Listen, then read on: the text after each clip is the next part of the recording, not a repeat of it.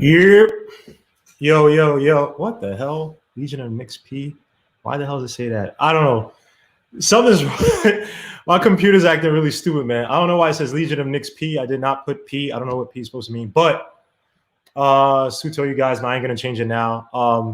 I'm also gonna fix my OBS. I'm getting a new laptop because my Mac does not, or not a new laptop. I'm using another laptop that is coming in because my OBS does not work properly on Mac. Hold up, guys. Hold up. Let me change the camera. Hold up, guys. I'll be.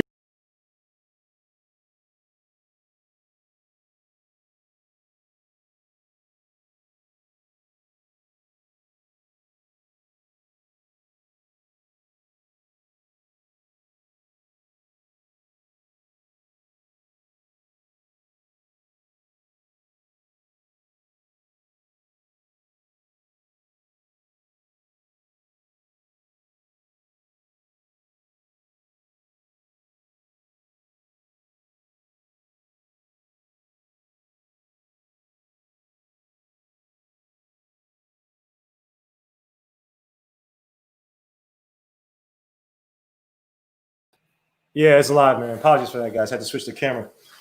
So first and foremost, we had to cancel the show for tonight. It'll be pushed to tomorrow. The show with me and Sim and I for Clutch Points articles. He had a dental procedure, so he said his mouth was kind of messed up. So we'll be definitely coming tomorrow. By the way, I got a phone number. You guys can call in now. Let's see how this works. I'm actually scared because I don't know if this is going to work correctly. But if you guys want to call in, the number is on the screen. But I just want to talk about a few things, man. We're going to talk about Knox. Be looking at this guy said I'm a rookie. Yo, guys, yes, if you can hit the likes, man, I'll be greatly appreciated. John Wynn, NBA, man, salute, bro, salute. Donald Cannon, Joe Madden, the Irish Italian or Irish Jamaican, salute, bro. Theo Flat, salute. Darley, my guy, Stephen Fox, the insane evil genius, Stephen Fox, man, what's up? New York Knicks, John Talento, what up? You're. By the way, the Suggs video is done. Just basically loan it up, getting ready. But yeah, just have a little talk, man. Just chill out, bro. Been stressed as hell today. Screw Manchester United for losing. I don't want to talk about it. I don't want to think about it. Let's talk about some NBA stuff, man. First and foremost, I want to get to this Knox interview. Yes, I do have a phone number now. So if you want to call in, go ahead and call in. Please no trolling, no pranking, man. But yeah, if you want to call in, you definitely could call in. The Knicks logo is covering the number. What? Are you serious? The Knicks logo is covering the. Wait, what? Y'all don't see this number? Screw you. Hey, hold up. The Knicks logo is covering the number? Yeah, everyone can see the number. Let me know if it's messed up. Rise, what's up, bro? See if you want to call in, man. Jason Vizcara, what up? So I just want to go over this Knox interview because, again, when I'm gathering from what Tom Thibodeau was saying, right? And I'm not one of these guys going to go into the rumors about Buddy Hield and that crap. You know, that's whatever. That's for other people to do. You know, if it comes, it comes. If it doesn't, whatever. You know, I'm just going to say that, you know, many times we've come into so-called rumors that were supposed to come. And I remember me and Errol from Die Hard Knicks podcast, Suits to Die Hard Knicks podcast. Go subscribe if you haven't. And I remember we were talking about Julius Randle going to Utah. He just brought up the idea. We were just talking about it, right? And Errol brought it up. Literally the next day, they're talking about, Julius Randle. There's rumors of Julius Randle go to Utah. I'm like, dogs, are you serious? So this season, with all the rumors, man, I'm trying to study and pay more attention to the X's and the O's. Lineups, more structural things. Look, if you guys, if there are rumors out there, If it comes to fruition, I'll cover it. But all that stuff about, you know, rumors, that's not my game. So, salute to everybody here, man. Siobhan Robinson, my guy. Salute. Anthony D, what up? And Donald Cannon is cool, man. He's a troll, man. But he's a true supporter. So if you guys want to call, let me just call in the number. I got my phone. So I just want to go over this Knox interview real quick because Tom Thibodeau said some interesting things. Said some interesting things about Mitch Robinson. Basically trying to push him to take more to get the 3-point shot, right? For them to allow him to become more of a perimeter player, essentially he's going to have to take more foul shots and improve his free throw percentage, which is actually not bad, by the way. I think he only averages like 2.4 attempts a game, which is about like a third of some of the leaders like Rudy Gobert, Bam Adebayo's up there, Cat is up there. And so, again, with Mitchell Robinson, the way to get to the foul line is with good footwork down low. All that stuff you've been doing in the summer, this is what I'm talking about. And I talk about this on Freezy's channel, right? Julian Tran, what up, what up, what up? Grandmaster Vegan, what up, what up, what up? He said I'm finally stepping. It's expensive to pay for that stuff, man. Hey, so I guess I'm stepping up, but it's money, right? Chef NYK, what up, what up, what up, what up? So yeah, I'm focused more so on Mitchell Robinson and his footwork down low. Again, he can have a few back to the basket moves. He doesn't have that back to basket moves. I was having this argument. I guess I forgot who I was having it with, but I think it was on Freezy's channel. Suit to Blarnge Tears, by the way. Please go subscribe to Blarnge Tears, BLORANGE Tears. You guys all know it. The channel's blowing up, man. He said lower the contrast. All right, I'll lower some of the contrast. Does that work? Not really. Whatever. It's my camera. I'm gonna use a new camera, but it takes time to like set it up and stuff. But yeah, let me just. But yeah, let me see this. That's actually not bad. But I like the red though. It says worse not. Look, I'm an ugly dude, man. So I ain't got to be too pretty for the camera, man. Just follow my words, man. But yeah, with Mitchell Robinson again, back to the front facing moves, right? Oh crap, we got our first caller. Let me know if you guys can hear this. Yo, salute, man. Legion of Knicks. Who's this? Yo, what's good, man? This Esco right here. This is who? Esco? Yeah, this Esco right here. Yeah. Yo, what's good, Esco? How you doing, man? Everything good, man. Oh, let me just make sure. Can everybody hear me? Oh, just let me just ask the chat. Can everybody hear? Can everybody hear Esco? I can't even type, bro. Damn. Yo, what's good, man? Oh, they said we can hear. All right, we good. Yeah, they can hear. Yo, so now I was just gonna say we could talk about the lineup right now, or you just wanted to keep it on that. Go ahead. Whatever question you want to ask, bro.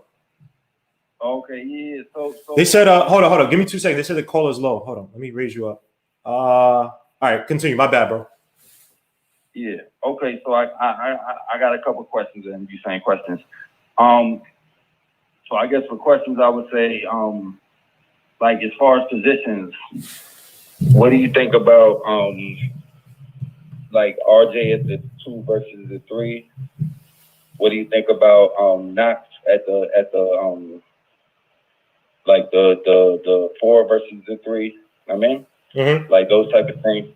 But the thing I was gonna get to though is to me a big thing I've been thinking about with the lineups is, you know, because I think we got a lot of different opportunities. I think the main thing is about like Tiz building up the system that he's trying to build, and it's, you know, it's not really like the players are going to play because it's kind of everything is new. It's like a new coaching staff, a lot of new players, so on and so forth. Even the players who've been there, they're like new players to the league. I mean, so I'm thinking that it might even be good for the vets to come off starting in the beginning and have the young people earn their spot. Because just as far as the, like, what do you think about what it's going to do to the psyche, I guess, of like a top end or RJ if kind of coming in as, you know, like when I feel like when Sid start his thing, he's like a general. I mean, and with the general, like when you're implementing your system, you got to make a couple examples. You know what I mean?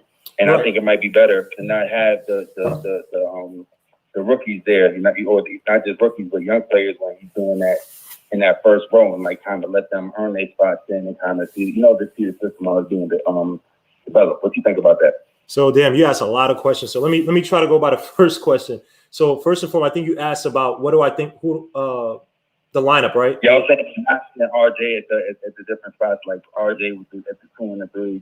So the 2 versus the 3. So I don't know. I don't know where I read this before, but RJ actually, I think offensively does better. And I'll try to find a source and post it, right? But I definitely saw it where an article that broke down that RJ Barrett, excuse me, I think I said no. RJ Barrett performs better offensively at the 2 versus the 3. Now, when we were talking about things like when I was talking about Devin Vassell, I was saying, hey, you could move RJ Barrett to the 3. have Vassell at the 2, right? So it really depends on what Tibbs is running. And the thing with Tibbs is that, again, like I broke down on Sunday, I know you saw the episode, but I was breaking down some of the concepts, the triangle concepts I think Tibbs will run. Now, again, I'm not talking about old school, clamp them down, Bulls triangle, where it's a little bit more stagnant than what we've seen with the Warriors, with the Bulls, and some other teams. I think it's going to be a little bit more motion, make it a little bit more fluid, exploit the weak side with the pinch post guy and the shooter or the ball handler who can hopefully shoot. So I think that RJ Barrett, I think they'll probably put a vet at the 2. I mean, it'll probably interchangeable with the 2 and the 3, right? Because you got guys like Burks who can shoot well from outside. You got guys like Reggie Bullock, who's a 3-and-D guy. You even have guys, I'm not sure if he'll do this because he's a rookie, but you got guys like Quickly who can fill a role at shooting, right? So if you have that shooting at the 2, say with Quickly, then obviously you move RJ Barrett to 3. Now, I think for RJ's sake and for his development, right, I think they may start him at the 2 where he can be more of a ball handler, use him in some pick and roll sets that we saw him succeeding at the end and the beginning of last season. But again, I think that position is going to be fluid. Now with Knox, I don't think Knox is starting. Let's be clear about that. Thibodeau likes his veterans. He said it recently. He said that that the veterans obviously, not say he come out right and say he prefers them, but he said that the veterans, they know how to run things. They understand things relatively quickly, right? And I mean, that's true. For most veterans, they've been around the NBA. They can get concepts. And I think that's him saying that, hey, we're going to lean towards maybe running some more sophisticated things versus what the Knicks have been doing. And I think that means a triangle, right? A guy like Knox, I think Knox can excel in the triangle, especially on the strong side in the corner, but it's going to take time for him to develop that the nuances and going. That's why he mentioned, I think it was today or yesterday, he mentioned, and I'll read the interview. I think he mentioned about like it's going to take time for some of the younger guys to get some concepts, blah, blah. And that to me means triangle concepts. Even if it runs stuff like the horn concepts that I showed on Sunday that the Wolves run, it's definitely going to take time for some of the younger kids who are more talent-based versus role-based. Like a guy like Quickly, I think would fit into a role more quicker than, say, Knox, right? He's come from UK. He actually played assist for UK, but I think that because he's so young and for the past 2 years, he hasn't really been put in a role. It's going to be a little bit harder for him to, kind of get some of the system and the nuances of a soft triangle. But I definitely think that Knox is going to get some playing time. I don't want to say the 3 because I think he's going to struggle at the 3 against faster guys. I think at the 4. But again, obviously you have Obi and Randall. Now you could play Knox at the 3 for the beginning of the season off the bench. Again, he might struggle defensively just because he has goofy feet. But I think, and this is my opinion, I think once they once they trade Randall, I think you might see Knox slide back at the 4 and play and share interchangeably with Obi Toppin. And they're going to probably use him from the 3 and the 4 and see if he develops there. But Esco, man, thanks for supporting the show. Did you have another question? I missed any other questions, bro? Yeah, you missed the last one I was asking. Oh, my bad, man. What was the last one? That was just about like as far as the vets, because I was saying as far as in the system, I think it might be better as far as having the vets start off at first and having the young people kind of really earn their spots and on the roster in there, because it's probably going to be some examples made. And like it might be easier for the young people as far as their psyche not to be on the front lines of that, to be kind of coming and filling their spots until they earn it. I agree with you 100%. Look what he did with the Bulls. Look at that Bulls team after Rose got hurt, right? You had guys like Boozer, Lil Dang, Jakim Noah, who's still, relatively young, right? But you saw guys like Aaron Brooks. At one point, he was starting Keith Bogans, right? Keith Bogans. So to me, again, this is what I like about Thibodeau. And again, I'm not going to sit here and say I was clamoring for him before, but I warmed up to the idea. I'm convinced after I've done my research. The thing about Thibodeau, and I like what he's doing, is that he's getting veterans to establish the system, which I don't know if you remember me when I was on MBK with me and Sim and Isaiah, and we stood like the 3 horsemen. It's supposed to be 4 horsemen, but we got killed by everybody because we're saying, hey, Fizzo needs to implement a system and a framework with which these kids could work under. That's what you do with these veterans. So then you draft or you get the youngsters, or the youngsters on your team. They can slowly say, all right, this is what I'm supposed to do. When I play at this 2 position in a triangle, when I play on the strong side, this is what I do. When I play in a horns play, when I play in a motion offense, when I see the pick and roll, this is how I'm supposed to space it out. Most of these veterans know how to do it because they played in systems or they play with teams, especially guys like Burks who play with contenders who run more sophisticated or more accomplished systems than we have, right? So again, I think that he's going to lean heavily on these guys because again, when we were crying about, oh, we need Jared Jack. That's what you get veterans for. They run the system. They get the 20, 25 minutes, hopefully not more than that because you're hoping that the young kids are showing progress. But then the young kids be like, all right, this is what I'm supposed to do. I have to replicate this. And if I don't, I have to improve on this. And if I can't improve on it, then obviously they're going to move away from me. But that's how it's supposed to work. And I think definitely it's going to depend on the veterans versus some of the youngsters. As much as he likes Obi Toppin, now I'll say this about Tibbs. He was gushing about Obi Toppin. He has to be very careful to not force Obi Toppin, where if Obi Toppin is struggling, he's staying on Obi Toppin just for the sake because he likes him. And I don't think Tibbs is going to do that. But again, you do have coaches out there who do fall in love with certain players or guys that they clamored, right? They told the front office, hey, do not draft such and such. Get Obi Toppin, right? And they kind of show that favoritism. I don't think Tibbs is going to do that per se, but he definitely has to be careful to not. Also, remember, you have to but you have to get assets for Randall, right? If he's not going to be part of your future, get as many assets as you can, right? If you could sneak away, I don't think it's going to happen. If you could sneak away with a late first, like you did with Marcus Morris, you take that first and you run out the bank, man.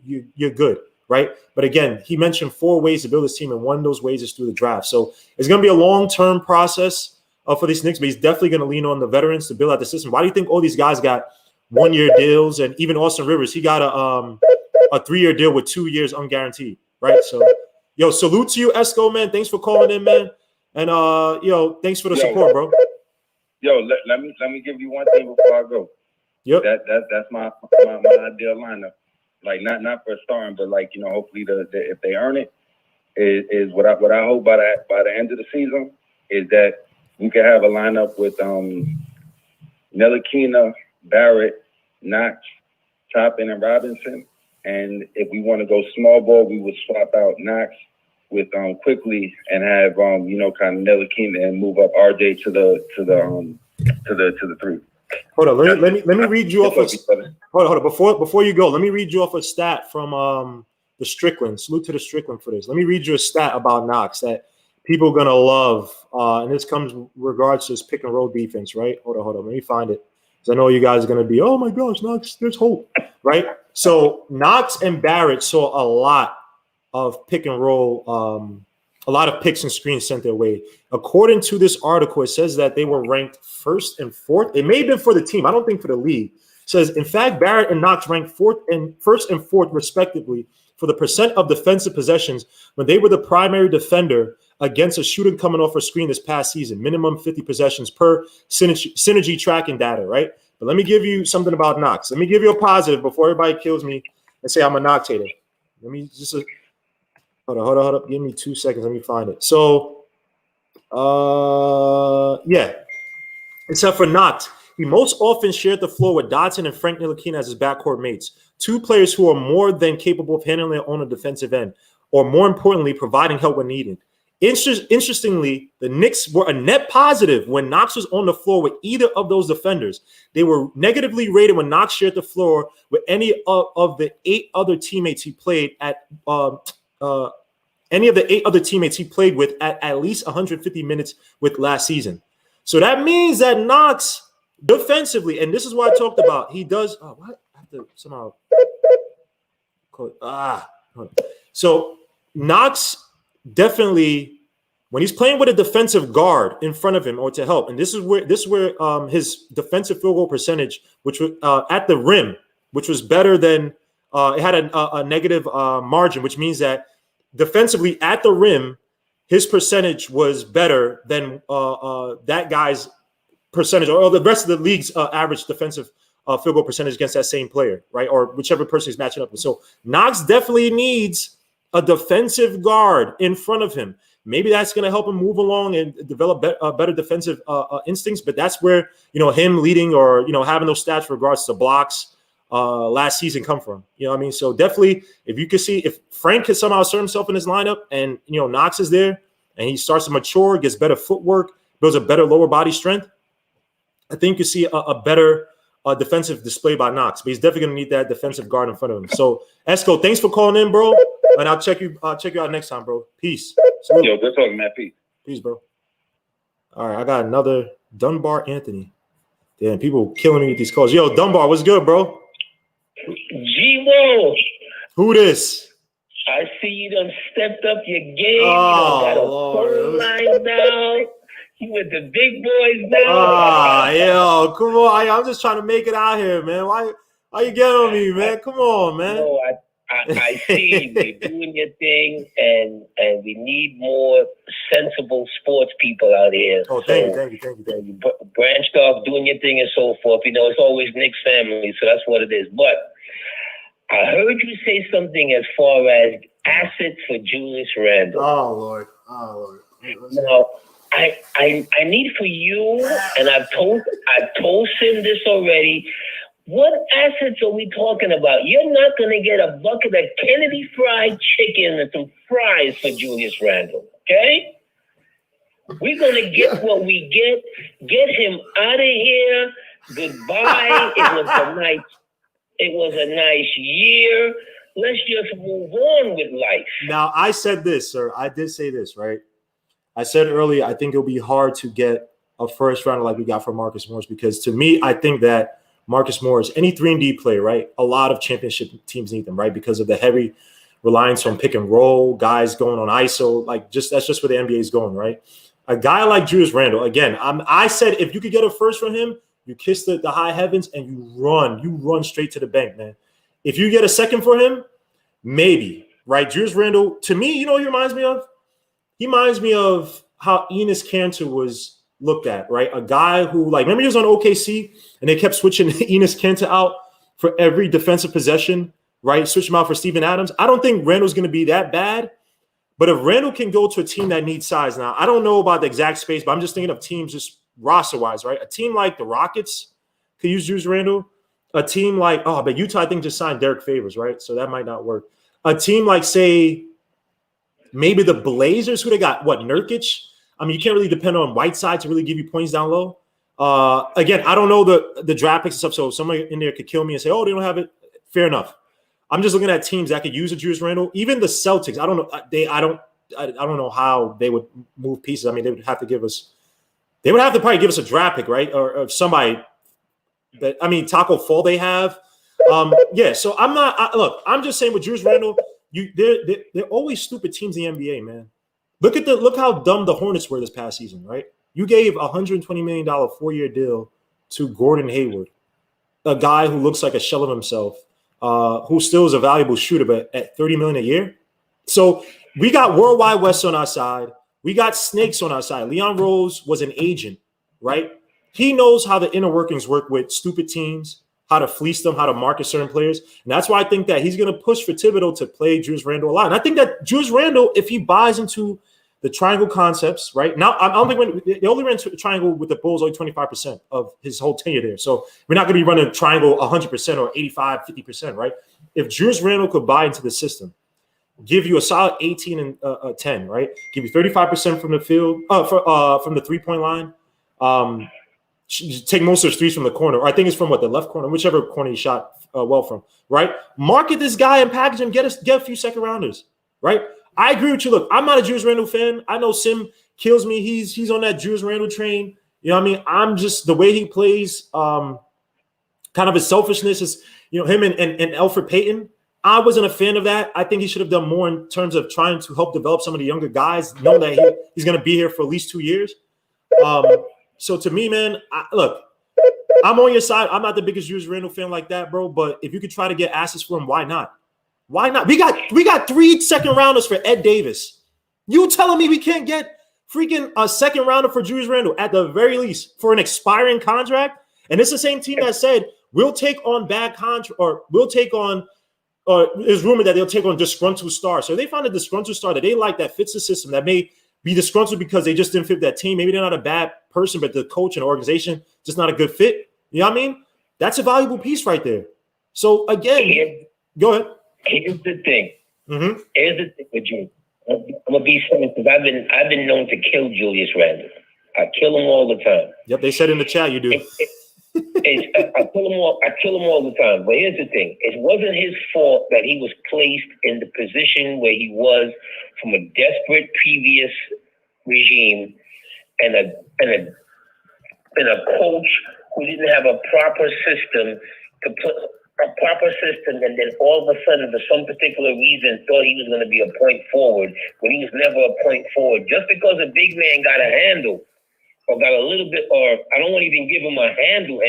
He can handle the ball. Just because he can handle the ball a little bit doesn't mean he has the IQ to be a point forward. A point forward is someone is an extension of the coach that's gonna be getting your strategy out on the floor, especially in a half court set and so forth. That wasn't his fault. What people killing Julius for is when we watch him on the floor and the selfish play. I used to call him the human bowling ball because he would go into that spin move and knock everything down and wonder why he got called the offensive foul. It's kind of like him being a younger version of Eddie Curry. When Eddie Curry used to get the ball down there in the box, for some particular reason, Eddie Curry he wouldn't just go up and just bang it. He had to knock 2 or 3 people down or shuffle his feet and get either called an offensive foul or get, a traveling call. My point is, if you keep Julius Randle here and then come February, he's averaging 18 and 10, that means we haven't won 10 games. So you see what I'm saying? You don't think, and I agree with you. Now, I'll say this one thing about Julius Randle. For the people that think I'm a Randle hater, he did average about I think above 60% right at the rim. I believe it was 60%. I got to find the heat chart, right?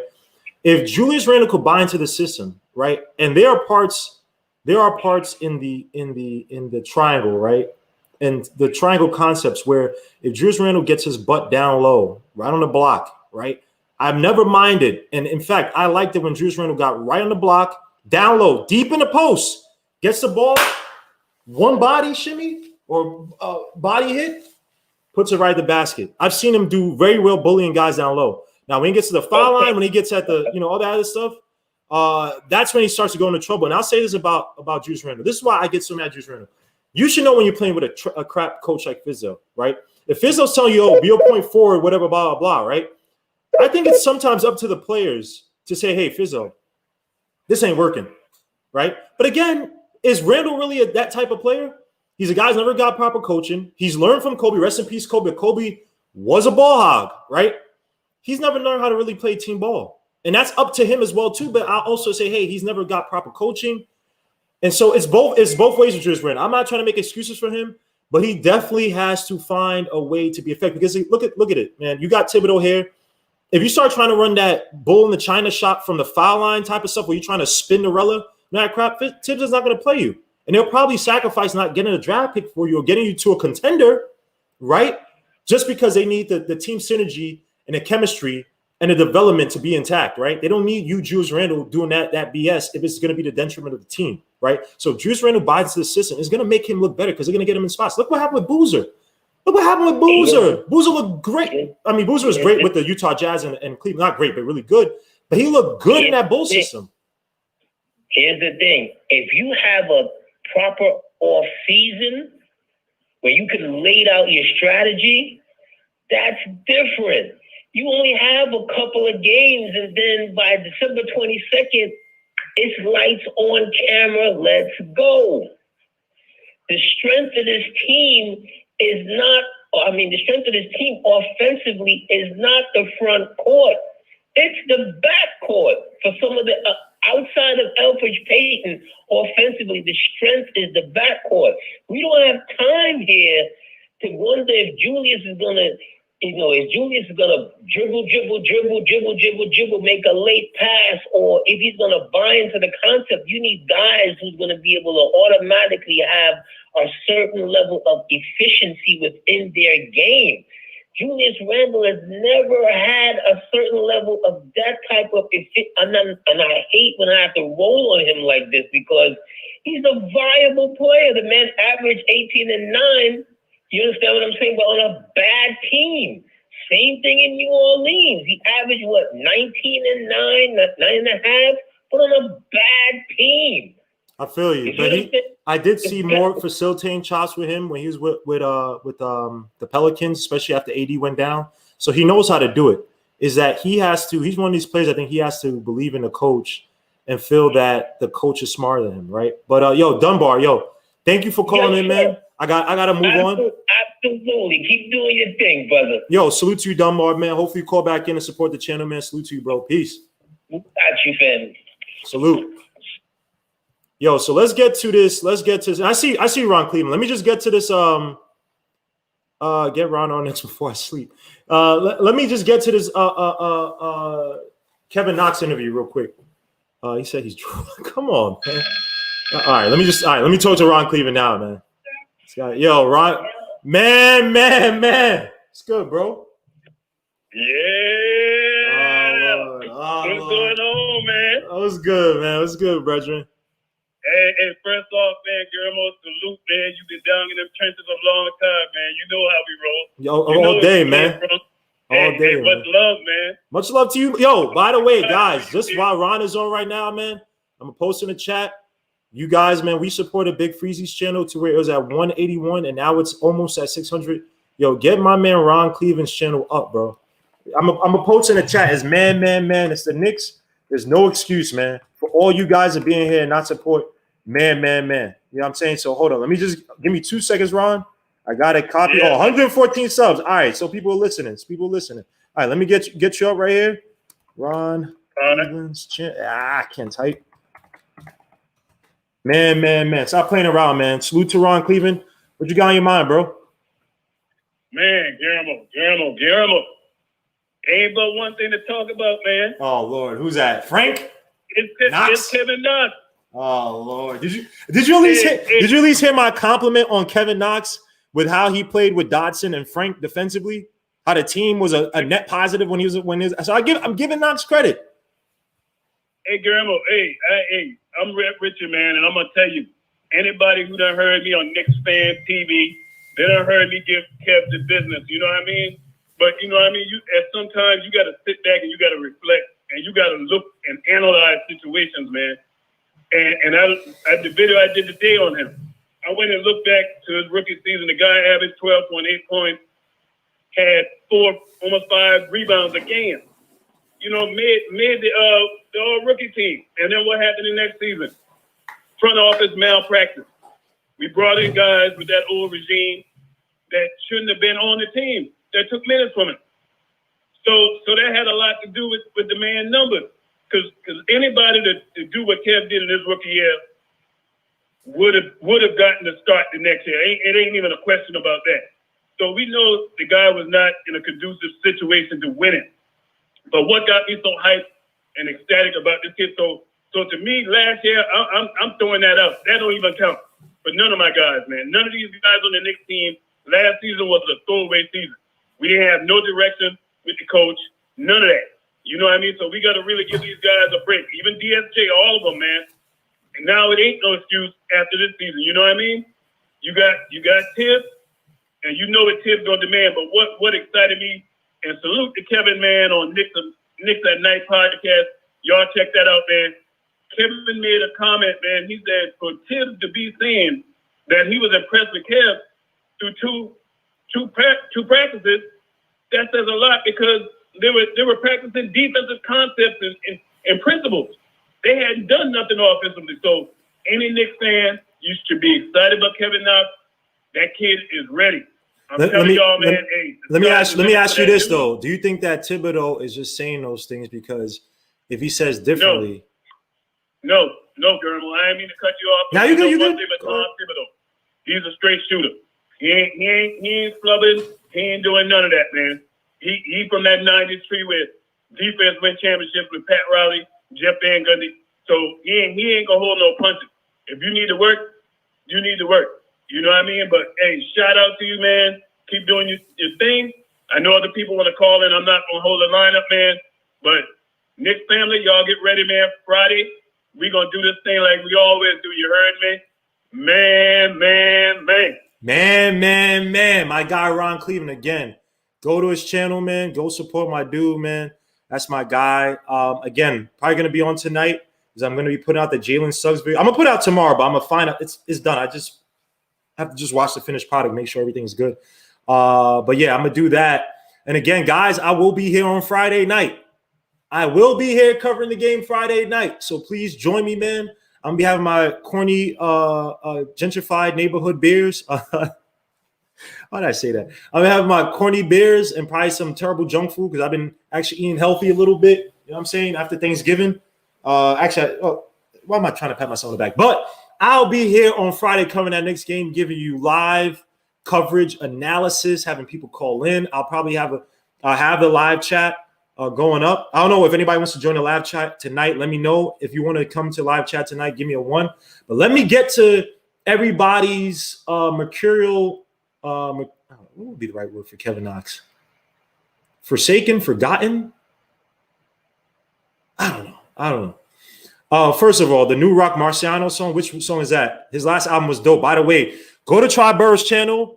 That Ain't Rock podcast. If you want to see me and my dude Tri-Burrow talk about Rock Marciano's last album, Mount Marcy, absolute banger of an album. Please go check it out. If you want to support, I'm actually posting here because you guys better support it. But let me get to this video on Kevin Knox. And it's just this interview. Now his disposition looks a lot better. He's a lot happier. He has that ugly freaking Amish beard on him. Hold on, let me share the screen real quick. Let me see if I can play this. Let me see if you guys can't hear. Let me know if you can't hear it. First question comes from Steph Bondi, the Daily News. Hey, Kevin. Coach was saying yesterday that you've had a really first good 2 days of training camp. Do you feel that? Do you feel like you've been kind of impressing out there? I just really going out there, just playing hard, just playing my game, just really getting to learn the offense and really learn how coach really wants to play. And I'm doing really well, just going out there, knocking down shots, making the right plays defensively and offensively. So I just want to be able to continue that for the rest of the camp and throughout the rest of the year. Chris Eisman from The Record.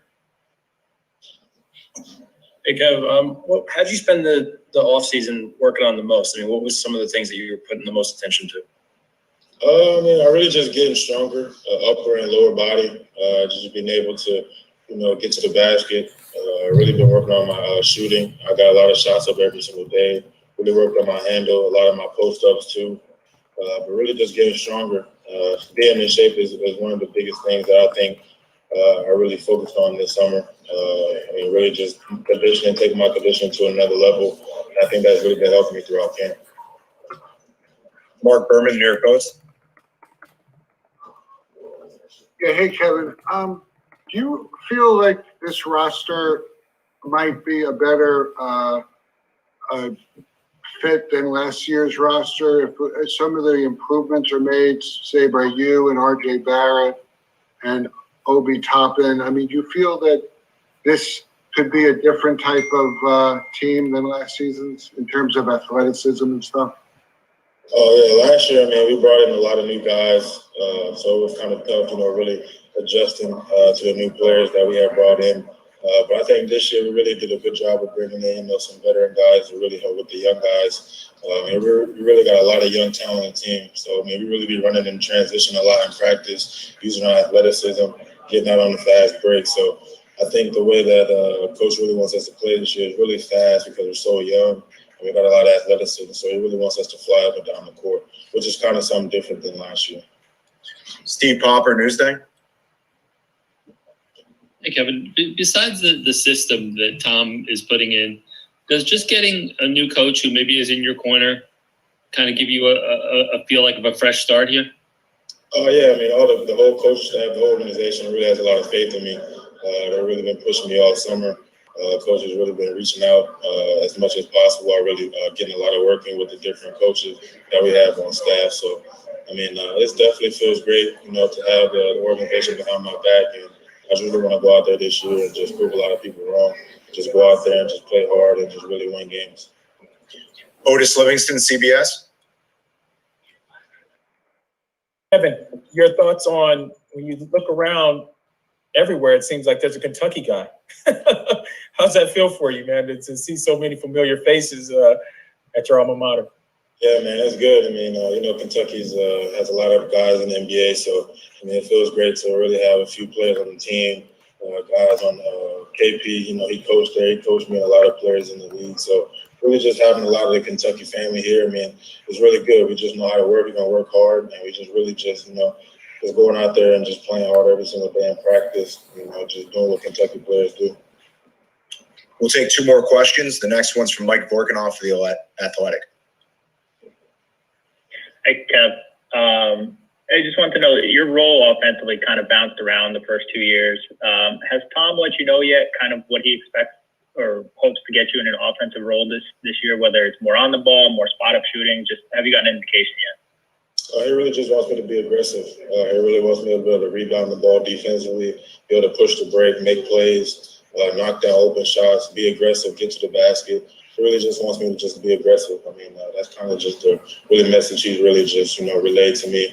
Just staying aggressive, knocking down shots, staying in shape so I can be able to run in transition, get easy baskets on the fast break. But, I mean, I think everyone on the team really knows their role. I mean, we've had a couple of really good days of practice. And so, I mean, there's really he hasn't really just specifically gave each of us a role, but, just with the flow of practice, everyone really knows how they're going to play this year.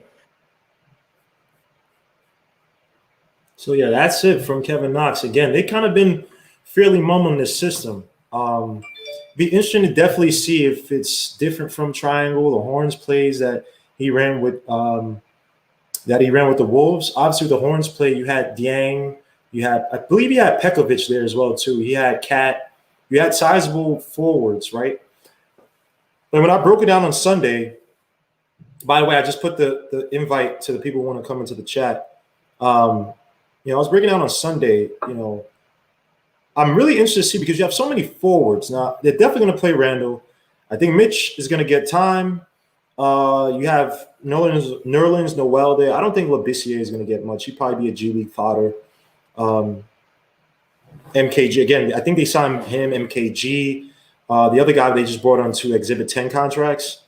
And so they're, relatively expendable as evil as that sounds. But again, with Knox, and just, I'm going to read to Knox is going to, again, come down to fundamentals.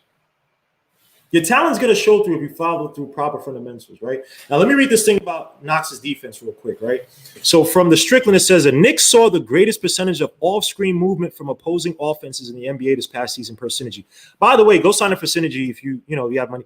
Synergy is a great resource, but it is kind of pricey. So if you're not into basketball stats, whatever, fair enough. But both Knox and Barrett, two players who oftentimes are required to defend opposing shooters, saw their individual totals against screens inflated as a consequence. Knox struggled in these situations, allowing 1.25 points per possession. Seventh worst amongst defenders who saw at least 50 off-screen defensive plays. Anyone who's watched the Kentucky product pull his shorts on defense could have guessed the numbers would match the eye test and his ability to follow social distancing protocols in defending his man. Why do they say it like that? But in watching the corresponding film to explain the statistics, there's a bigger problem at play. I'm actually going to show this. Nick G, what's up? Nick G, what's good? How you doing, man?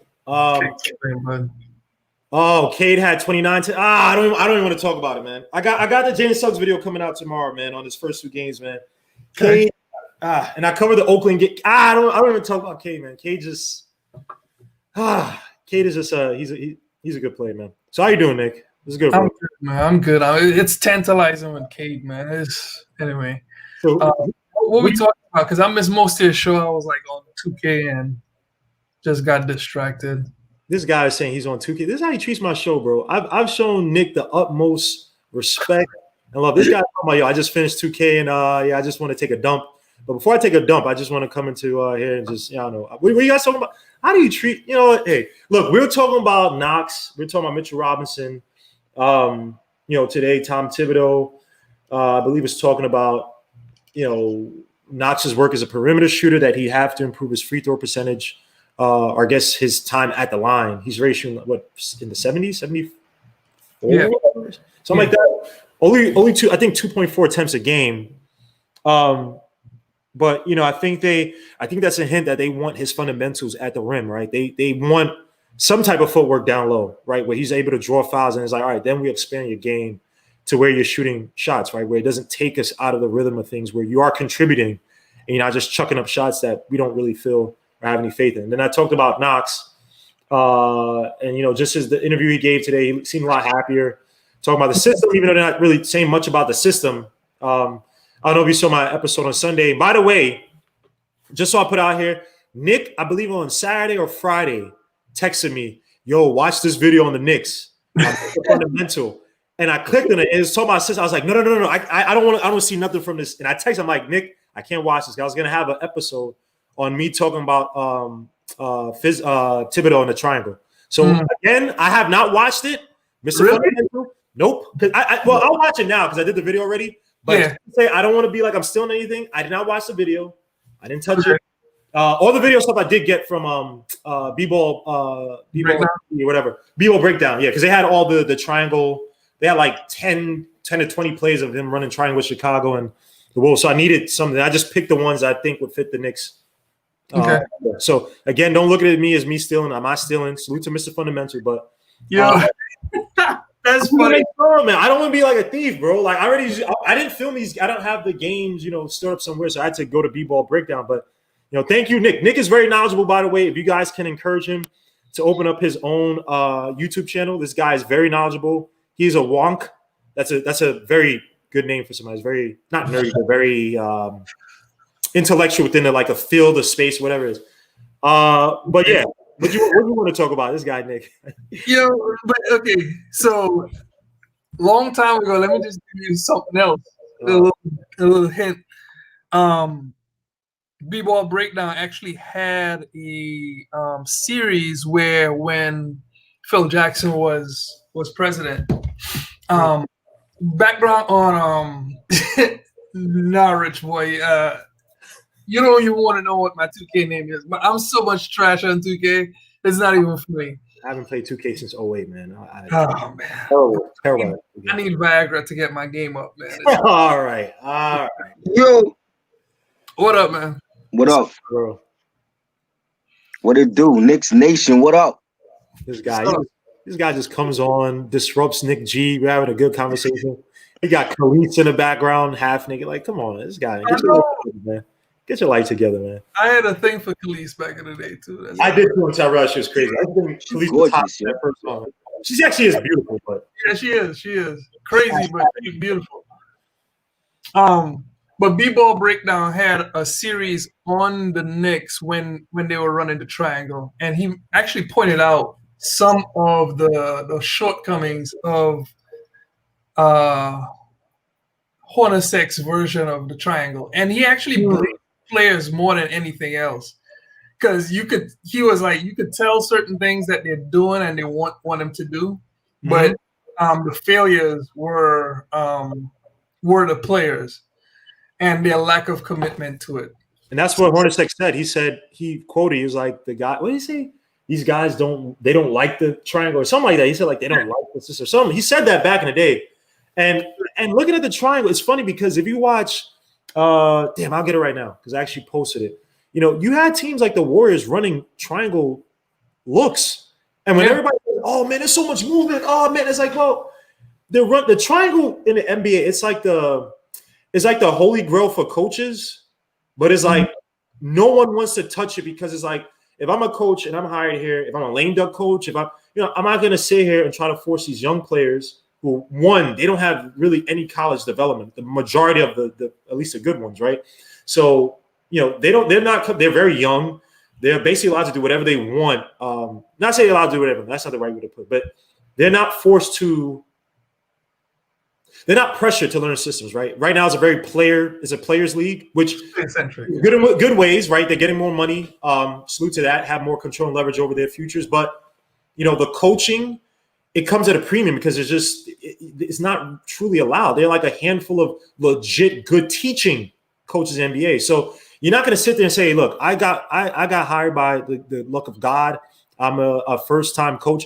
I'm not going to sit here and they said it takes about 2 years to truly implement and teach the triangle, especially to younger players. So, you know, it's unfortunate, but the triangle has so many ridiculous. I mean, you could just morph it into so many Yeah. Morph into motion offense. You can not motion offense, but morph it into motion sets within the triangle. You can morph it into two-man games, pick and rolls. I mean, Jakim Noah. I'm so surprised that no one's taken the weak side game that the Bulls had with Jakim Noah and the guards they had, and not just implement that out of the triangle. If everybody wants to do ISO and pick and roll, you literally from the wing, you could abuse so many teams that way.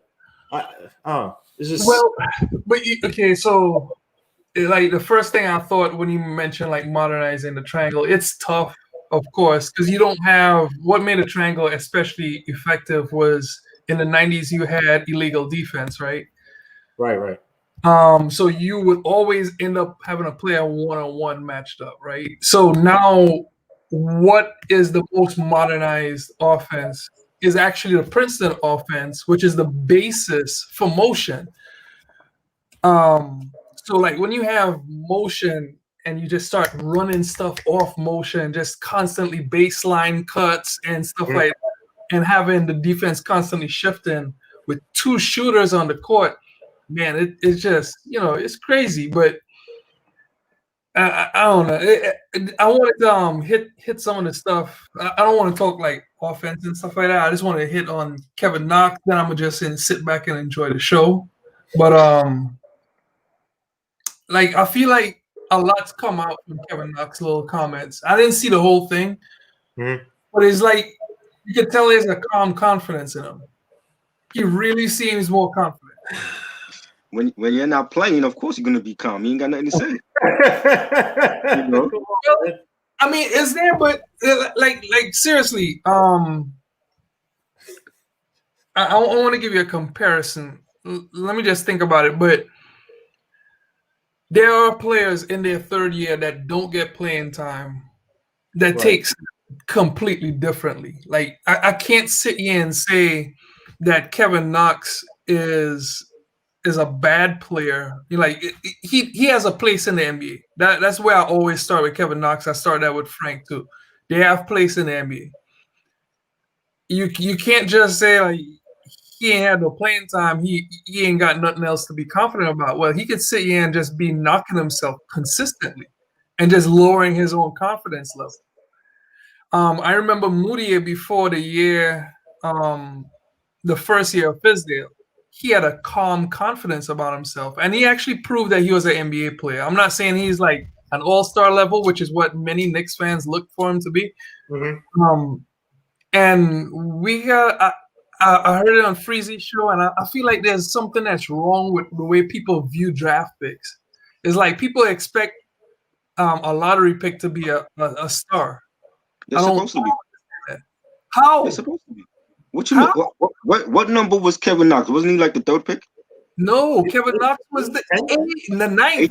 Okay, when you're in the top 10, especially when you come to a big city like New York or California, you're expected already to do something with that franchise that you've been drafted to, especially the Knicks, where we have bad draft picks. I'm saying star. Yes. He was expected to be a big thing. Like I didn't see Kevin Knox in college, but I've seen clips of him. When you come from a school like Kentucky where they've had great stars, come out of college and do wonders for their own team. But when you drafted, they also had a lot of bust, Kentucky. Right. But when you drafted, I grew up, I was a big college, nut. I watched a lot of college ball, but when you drafted 8th in the top 10, you're already expected to do something. With the Knicks, we have a terrible draft history. You know what I'm saying? Who's the last draft pick that we had that was a star? You got to go back to Patrick Ewing. I mean, that's just an indictment on the team. Right, put it like this, right? If you draft best player available, right, and you're drafting a lottery, and the thing about stuff, because Knox is a weird one, right? Because he was a system guy at UK, right? So the expectations on Knox were always going to be misaligned with expectations. I mean, with the team and us, right? They didn't develop him properly. There's a guy that needed either the same system in UK to be initiated with the Knicks, or they need to truly develop Knox. Knox got neither, right? So when we talk about 8, again, you could say that the Knicks drafted poorly, because if you draft a guy like Knox, you better have a system in place to develop him, or you draft, say, a guy with a higher floor, right? And you allow him to maybe he doesn't become a star, but he's really good. He fits a role, and that's where you draft for so-called. Even though you shouldn't necessarily draft for need, it's different context, right? But like a guy like Mikal Bridges, who I wanted from Villanova. Me too. It's the same draft, right? That was a guy I thought that would have come in 3-and-D player, right? His ceiling would have been not that high, but I mean, look at him now with the Suns, right? Look at his role. I mean, I think part of the reason why they felt comfortable getting rid of Oubre in that deal was because they had a guy, Mikal Bridges, who's not going to replicate his game, but as a 3-and-D player who could space the floor and maybe have some chops to drive to the basket, not as dynamic as Oubre, right? They feel comfortable with him, right? So again, it's the Knicks. You have to get mad at the Knicks for drafting poorly. Our scouting department, all that stuff. Think about it. We drafted Frank. Now, this is where drafting for need is very dangerous, right? With Frank Ntilikina, right? We drafted for not just need, like, we need defense. We drafted for a specific, like a really specified need, and we projected. So that's 2 bad things, right? Frank Ntilikina was averaging what at Strasbourg? 5.2 points, right? And you drafted for the triangle, and you had a GM or GM and Phil Jackson who didn't want to be here. So it was just a disaster, right? This is where the front office comes into play. You have to draft guys that we have this long-term vision. Everybody's on board. He fits either a need or some perspective, some vision that we have for the team, right? And I wasn't the biggest fan of Obi, right? He's on the team now. I'm a fan of him, right? But I wasn't the biggest fan of him because I wanted a guy like Devin Vassell, give you shooting defense, but they have a vision for Obi, right? And they're going to put the proper development in place for him, right? Then it's like, okay, now you feel comfortable in doing so. So again, draft spots, it all depends, man. I mean, there are years where drafts are strong. It honestly, guys, all depends, but if your front office sucks, I guess it doesn't depend. If your front office sucks, your drafts are going to suck regardless. That's my whole point. They've had a history of drafting bad, but not to say that Knox won't be a good player. He might not be a good player on this team. He might have to go elsewhere, like to San Antonio or Chicago, to develop his attributes, to unlock his attributes as a player. You know what I'm saying? And I feel like that about DSJ and about Frank. They might not be great on our team. They might have to go elsewhere. Do you feel any confidence? Sorry, I'll go right to you, Nick G, after this. Do you feel any confidence in Thibodeau? I mean, he's emphasized corner threes, which Knox will have opportunities to hit, right? He's emphasized defense, which, again, I mentioned when Knox plays with guys like Frank and Dotson, guys who are defensive guards, the whole team is a net positive, right? When Knox is on the floor versus when Knox is playing with guys who aren't defensively inclined, right?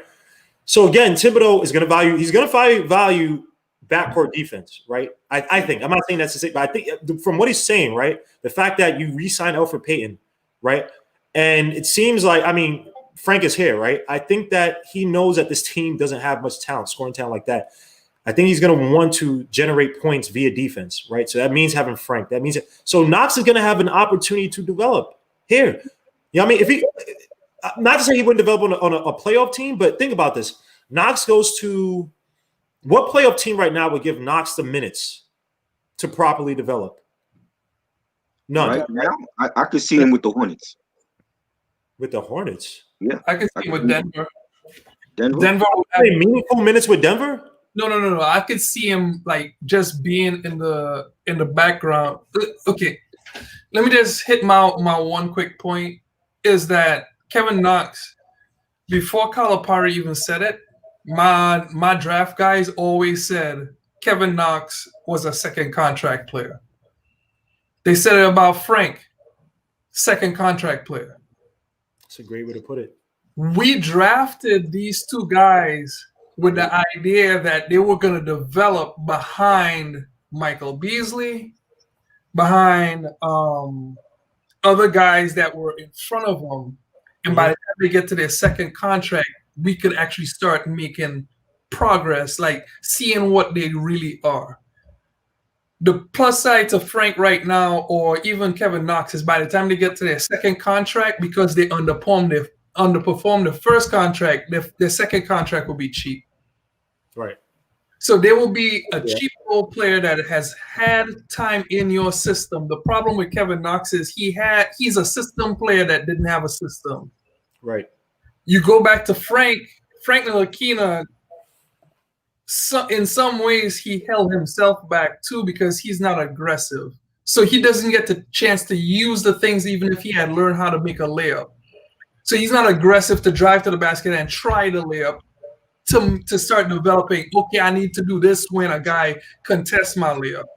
So it's like different things. Like even, and this is one thing I gave Fizdale credit for. Fizdale always said, I got to build guys up. I got to build guys up. I got to build guys up. And I felt like he was talking about Frank and also Kevin Knox at times because they both were hurt confident-wise in their first season or in that first season with Fizdale.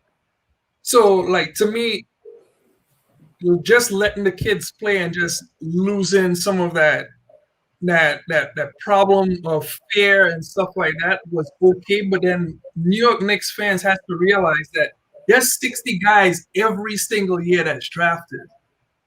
You mean to tell me that guess the percentage of players out of the draft that stay in the league past their first contract? On average, it's less than 8. Less than 8. I'm going back to the 2016 draft. Ben Simmons. Well, this is it's like less than 8. Ben Simmons, Jaylen Brown, Brandon Ingram, Dragon Bender out the league. Chris Dunn still in the league, but he is on the bench. Yeah. And Chris Dunn was the 5th pick. Jamal Murray was the 7th, right? Mm-hmm. We're talking now we're going to talk about where we were picking just that year with Frank and also coming up to Kevin Knox. The 8th overall pick, Marquise Chris. He could be out the league. Jakob Poeltl. He's on San Antonio Spurs, and I think San Antonio just dropped him. Sean Maker at 10. DeMonte Sabonis. The first I think that's the second, third. Yeah, that's the 3rd All-Star in that entire draft, right? So Sabonis, Ben Simmons, and Ingram are the only All-Stars in that draft. Jamal Murray is not even an All-Star yet. He should be though. Then you got Taurean Prince, and this is a good draft. I'm barely even scratching 8 yet. So Karis LeVert is in there. Malik Beasley is in there. He's still in the league. Henry Ellison is barely out. Juan Hernan Gomez. He is like bench. Skylar BCA. We just signed him to our G League team. DeJounte Murray got hurt. He had an upward projection, and he was the 29th pick. Could easily be a bust because he is not what he was starting to build up to be because he got hurt. Like you can't just Zubac is in that draft. I'm still under 10. Patrick McCaw is a bench player.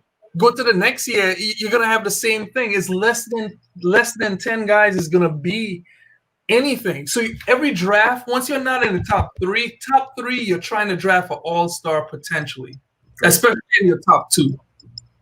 Outside of that, all you got to do is try to get somebody that can contribute to your team. Who the hell cares if you draft an all-star?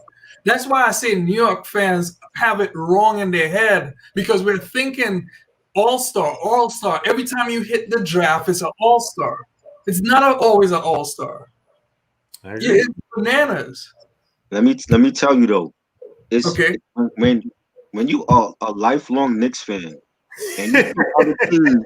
Hold on, you see other teams like Memphis get better instantly with drafting Morant and seeing the Pelicans. We drafted number 2. We did not draft 2. Right, I understand that, but again, the draft picks we've had over the years: David Lee, Trevor Ariza, Nate Robinson. They either go off to another team. Okay, wait, hold on. The last number 1 draft pick we had was who? Patrick Ewing. Right. That's your winner, the number 1 draft pick. So if we get Cade Cunningham, all this crap that you're talking about, we got our all-star. But you can't say that. Even Kristaps Porzingis was a stretch. Matter of fact, last night on Freezy's show, people were driving me crazy. I was at work. No, the night before, I tried to Y'all fucking draft, and I'm telling you, y'all had me pissed the F off. Let me tell you why.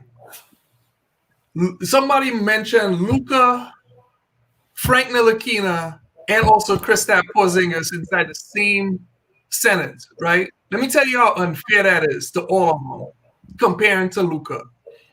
Luka Doncic, since age 16, played in the A League. So in Europe, EuroLeague, you have 3 leagues. Mm-hmm. You have the A, B, and C. Porzingis was in the C League and was a stretch at best to be anything in this league. Frank was in the B League. Now, I shouldn't show you a middle finger, sorry. Frank was in the B League, right?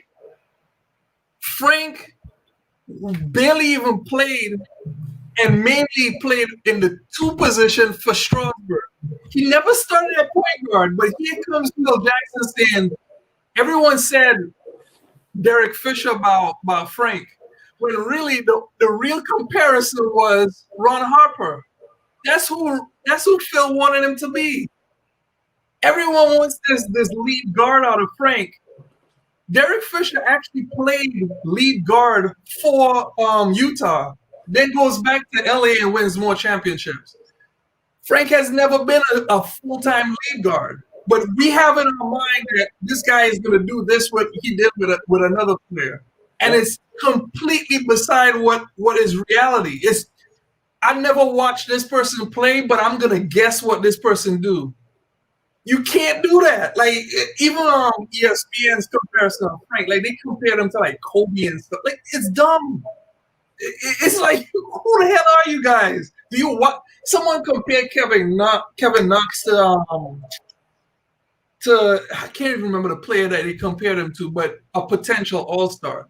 Kevin Knox actually wishes he could be Kevin Durant, but he's never played a Kevin Durant-like game. He's played closer to JJ Redick in high school, in college. Mm-hmm. You can't just compare the two. He is just learning how to rebound. Like, he's never learned how to rebound. I will say this, though. I will say this, though. I think that I agree with you that once you're out of that top 3, honestly, yes, you can be. It's definitely a crapshoot. But I'll say this: when you have a proper front office, right? Obviously, even the best front offices miss here and there. You can hit at 15, you can miss at 8. You know what I mean? Front offices miss all the time. But the thing about it is that they hit more times, like they hit more than the bad teams, right? When you're the Knicks, right? Think about the Clippers back in like the late 80s, 90s, when they were drafting guys like Benoit Benjamin and Michael Olowokandi and bums, absolute bums. That's not because even okay teams run into really good players. Like, oh crap, this guy is. Oh, we didn't know he was gonna be. Yeah, I'm not saying we don't know, but you know what I mean. But when you're that bad, when your front office, right, when they're not aligned, right, where a guy like Phil Jackson, again, you draft a guy like Frank for one specific thing, and I understand defensive, but one specific thing is like versus okay. Run a triangle, we're going to get a guard, even though the triangle minimalizes the need for a dynamic guard, versus let's get a shooter. Let's get a guy who shoots really well. He doesn't do anything else really great yet, but we know that just he wakes up and he shoots 39% from 3. Or in college, whatever, it'd be something better. He shoots 44% from 3, and he could drive to the basket. He's really strong with his left, and he could finish with his right. We can develop the other stuff. His defense is not great. His rebound's not great. He does one thing really well, right? The Knicks have yet, we have not had the front office. We can say until now, even though we have to see what happens, right? But when you look at a pick like Quickly, who I was not a fan of where they pick Quickly, again, I think you could have had him in the second round. You get another athlete. But Quickly does he does a few things offensively very well. He made his ceiling, or based on his floor, he never project to be a high level player, right? But when you put him into certain roles, right, he does those things really well. It builds up his confidence because it's production, and he might expand to something else. I'm not saying he's going to be a star for anybody killing me, anything like that. That's what you see with certain guys. That's good drafting. Even though I don't like the spot, right? Obi Toppin obviously was the talent, right? They said that the talent dropped or whatever. And again, I'll say it's about Obi talent. If Obi talent was from Europe, if he played in Latvia, if he was from Latvia, he'd be the number 1 draft pick, right? So they see the talent in him. Obi does a few things very well offensively, right? Very explosive. Around the rim, he's a demon in terms of his field goal percentage, right?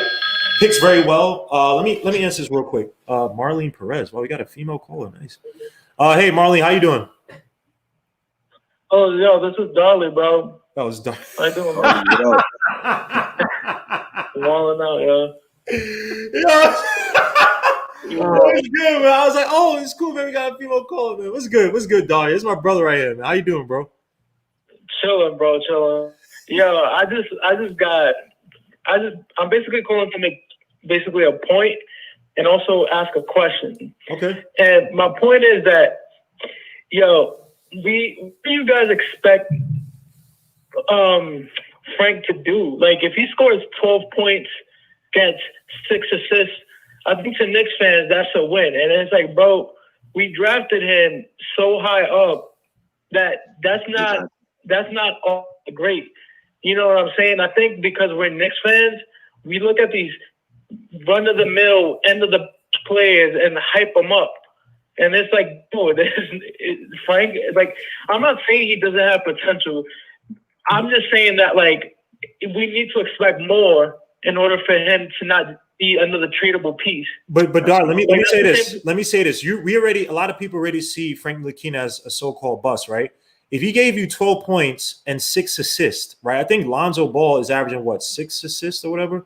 Lonzo Ball is shooting, is it 30s? 30s? Yeah, mid-30s. 3? Mid-30s.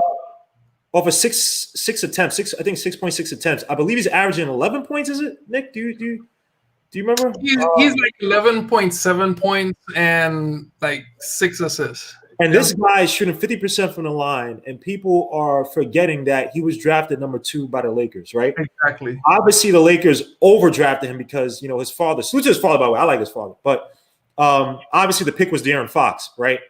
Exactly. And so, again, when we look at a guy like Frank, right? Nick just said only about 8% of these guys make good or make good until the next contract, right?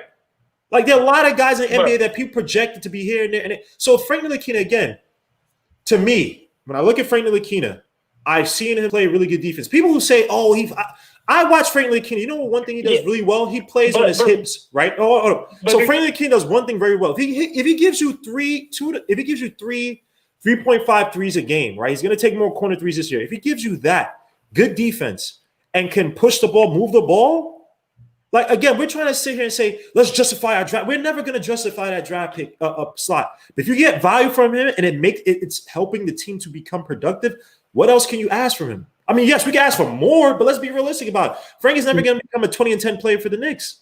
So if he gives you 12 and 6 off of at least above average 3-point percentage off of 3 to 4 attempts a game, like, come on, bro. Like, you have to at one point concede. Yeah, but see, the thing is, it's like we can. I think nobody is in disagreement that Frank brings defense. I absolutely agree with that. But my whole thing is just like, at the end of the day, in this current NBA, that's not enough. You need to score. You absolutely need to score. Especially if you're going to be six man off the bench, because that's a lot of Knicks fans are projecting them to be. You need to score. And it's like, to me, 12 points is not enough. It's like that's what we're projecting. Exactly what I was saying. He scores more. Hopefully, he can come off and break out, start scoring 18. But what are the chances of that? I don't want to put his blind faith into Frank when, to me, it's just like he hasn't shown anything. How is he going to go from, what is he averaging now? 8 points, something like that, 6 points? Whatever he's averaging now, like, we're expecting him to, like, somehow multiply that by 3 in next season or something. Like, that's crazy. That's insane. Well, let me Nick want to respond. Hold on. What did you want to say, Nick? I just want to ask a question because, to me, I don't think the argument is about Frank starting. I don't feel like he's a starter. Yeah, I feel like he's a role player. If Frank I agree. bumps up to like 10 points per game, right? And is off ball most of the time, which is what he always used to be in France. Okay. If he does what he does, could defend your best player, still score 10 points per game, and your, let's say it's Plumlee, whoever, pick a player who, or DSJ. Matter of fact, DSJ is your backup, or a DSJ type is your point guard, right? He is next to him. Frank is scoring his 10 points, and the defensive numbers are, let's say, sub 100. So that means, like, on average, a team scores at 115 points pace. If Frank takes away 15 points when he's on the court, is that good enough for you? Because, like, he may not score. Yeah, that's good. If he's shutting down people 15 points, that's solid. That's solid defense. That's a game changer right there. That makes a huge difference. But the thing is, like, off the bench, there's only so much time that he's going to be getting to be able to do something like that. Like you know, we've all seen Frank shut down Kemba. Not really shut him, but he's limited him, because that's really all we can ask Frank to do with some of these all-stars who can pretty much score on anybody. But like, it's just like, no, I'm not questioning defense. No. And I understand the value that brings, but in order for him to be a sustainable piece, he has to score. He has to me, this is a make it or break it year. He has to be more aggressive. And that's all I'm asking for Frank. Well, they have Austin Rivers here to compete, right? Because Austin Rivers is a cheaper option who has been more successful than Frank at that same kind of off guard kind of position, whatever you want to call it, right? So yes, Frank has to step up. But again, if Frank is giving me, because I mean, people are talking about, yo, let's trade for Lonzo Ball, and I think that Lonzo Ball, I don't remember the numbers, but he's not the greatest of penetrating to the basket either, right? So he's gonna have the same role. He's not good at pick and roll. Yeah. So you, if Frank gave you Lonzo's numbers, right? And Lonzo's a good defender. Improved his 3-point shooting a lot. Free throw percentage is still garbaggio, right? If Frank gave you those numbers, I mean, we have to get rid of the draft slot of previous regimes. We're not even talking about this. We're talking about a previous regime, and Frank is still here. Now, if Frank can't beat out Austin Rivers, I agree with you 100%. He got to go, or we ain't resigning him, right? What is he making? $5 million this year, right? But if Frank can give you that production and fit within the Tom Thibodeau's offense, which I think is going to have a lot of defense, he's going to predicate off of defense, going to predicate off of corner threes, which I think someone just put it here. I think Frank from the left three actually shot really well. From the right three, there's only it was very few attempts. If you increase those attempts, keeps proficiency or is relatively proficient from there, right? What more can you ask for, man? And to Nick's point, which I've been making this whole time, and no one ever gave me credit. I've always said, look, if Frank is playing Kemba, if he's playing Kyrie Irving, right? And he's giving you 12, 15 points, or say even 12, 13 points, but he's making that guy shoot 30, 40, 50% worse on average, right? And he's shutting them down, right? Or not, I'll say shut them down, because Alan Hahn, you didn't shut him down. Stop. But in the sense of you can neutralize him for the most part, right? And that team depends on their offense a lot. Go back to that Nets game where Kyrie Irving came in and hit that jumper against RJ Barrett. He had 28 points, I believe, that game. And he made the last how many shots at the end of the game for that team? And we knew that team with Kyrie Irving was not the same Nets when Kyrie Irving wasn't there and didn't what he was playing, right? Kyrie Irving is a ball hog. You knew that his game was basically to ball hog. Frank would have been perfect. You know how many minutes Frank played that game? 0, right?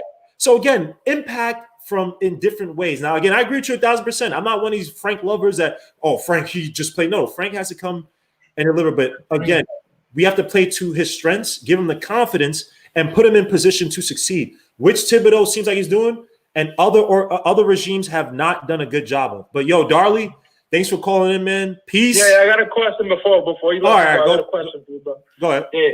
Yeah. Who do you think will be the best player on this team? Like, just based off the roster that we currently have. To me, so far, just based off the roster that we have, to me, is Austin Rivers, just based off pure talent. Why do you, okay, explain that. Why do you say Austin Rivers, man? Just based off his Just because to me, he's been in the playoffs multiple times. He can shoot. Just it's either him or Obi. In between both of them, that's who I think will be the best player on the team. And to me, if Austin has a good year, he could be a trade asset. To me, that's what a lot of the players have got on here. To me, that's what they like. We bring them to a Knicks, which doesn't have too much talent. You kind of let these guys score or whatever, and then you can use them to, put them together in a package. But that's just how it feels for me. You know who I actually think Mike could be the best player on this team or most productive? I know people are going to kill me. I think it might be Julius Randle. Yeah, because Julius Randle, for what Tom Thibodeau likes to do, right? When I look at Julius Randle, and especially when I was breaking down the triangle, right? The kid, if he wants to devote himself to it, right? The guy can play in that pinch post position, right? But it takes discipline. It takes you being able to set picks, you be able to pass, right? Which he can do, but he has not done it consistently or well enough with the Knicks. He's also going to have that position in the post, right? On the strong side. I'm just talking about from the triangle. Even if you don't run a triangle, they're going to get Randle in the post, right? Even if you look at the Wolves, right? When I broke it down, they run something called the horns play, where you have the two front court guys at the elbows, right? And you can activate pick and roll, pick and pop. And I've even seen it. I was breaking down saying Obi and Randle could run it, even though that'd be scary defensively for those two to be on the court at the same time. But I think that Randle, at least for the first half, where they're trying to build up his trade value, I think Randle might be the most productive player on this team. Randle's going to be playing with a coach that he hopefully respects. I can see that. But Randle can pass. He can shoot from the mid-range. He has to just devote himself, especially inside the foul line. He shoots fairly well. But it's up to him to commit. But if he buys into the system, even if it's like, hey, Randle, look, we're trying to trade you, but we want to get you to a contender. And we need this contender to give us a first rounder or some second rounders or something like that, right? And Randle buys into it. You're right. He buys into it. Yeah, I completely forgot Randle existed. I forgot that we still had a forgot he existed. Oh my god! And the funniest thing is, Sam and all these people get on me about my hate. Y'all don't even remember Randle is a signed player for the Knicks, man. That's crazy, man. I give Randle all this. I remember. Y'all bugging, man. But yo, Darley, man, salute to you, bro. Yep. This is my guy, to you, man. Salute to Nick. Salute to Ty, bro. Salute, man. Run the likes up, yo. We got 153 people watching, but only 78 likes. We gotta get the likes. Come on, I don't charge y'all. I don't do none of that, man. I see somebody, he put it where in the chat thing. Oh, yo, peace out, darling. In the chat thing, right? Where he literally, you have to sign up to his channel, like pay money to be in the chat. I'm like, crazy. Dogs, that is vicious, man. But yeah, how do you guys feel about it? Who do you think is going to be the best player on this team? I think Obi will. I think Obi going to surprise people. And to me, I feel like Obi is going to be a good player. I don't think he was a necessity for us. I think we should have went after a point guard. That's just how I feel. But Obi is going to be a nice player because there's something about him when I see him. He has that explosiveness, but he has problems on defense. But I feel like he's going to be a way better pick than Knox was. And I feel like he should be starting and Randle should be coming off the bench. But that's just me because I feel like they don't have nobody off the bench that could give them immediate points. Who's going to give them those points?